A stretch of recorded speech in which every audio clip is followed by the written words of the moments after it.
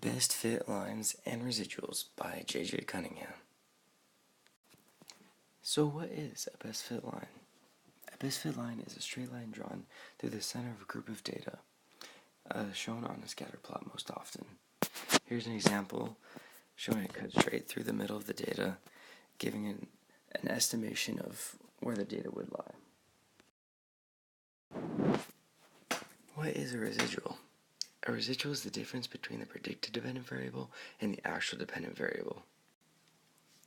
So essentially, it is a way of calculating the margin of error for a specific prediction. We can then make the inference that a positive residual would mean that the result was underestimated, and a negative residual would mean that it was overestimated. If the residual is 0, that means it fits perfectly with the best fit line. For the first practice problem, we will be given a best fit line and the actual y values. Then we will calculate the residuals for each of the points. In addition, we will be checking that the best fit line truly is the best fit line. Alright, so now we have graphed the points A, 0, 1, B, 2, 3, C, 1, 3, and D, 3, 1, and the line y equals x. We will now draw a vertical line from each point to the line of best fit, so we can calculate the residuals. Keep in mind that you compare each point to the same x value on the best fit line. We will now calculate the residuals. For residual A, the y values then equal -1, for residual B, 1, for residual C, -2, and for residual D, 2. Now that we've found the residuals, we can add them all together to find out if the best fit line truly demonstrates these points correctly. And they add up to 0, meaning that they do. Practice problem number 2. For this problem, instead of trying to find the residuals, we're going to get a set of points and we're going to have to create our own best fit line. A student decided to go around school and ask 2 students each day how many people they knew had fidget spinners. The results were shocking.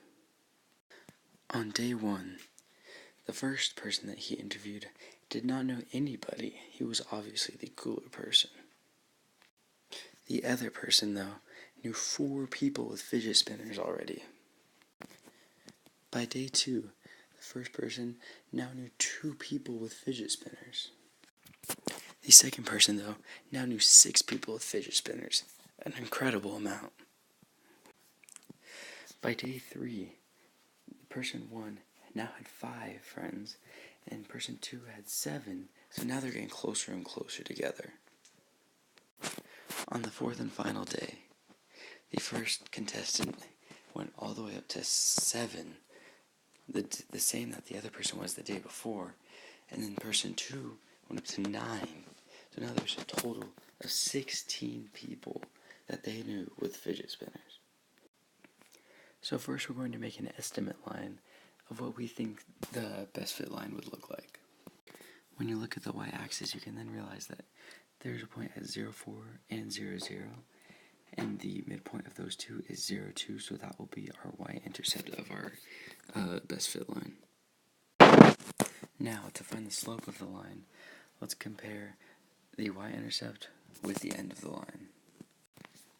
I would say the line probably ends in between those last 2 blue dots, so probably around 3, 8 would be the most accurate. And then after a short calculation to find the slope, we found that the slope is at 2. And since we know the y-intercept and the slope, we can put it into y equals mx plus b equation and get out y equals 2x plus 2. Congratulations! You now have the tools you need to tackle residuals and best fit lines. I would like to thank you for watching. Please like and subscribe for more annual math videos. I'm J.J. Cunningham, and goodbye.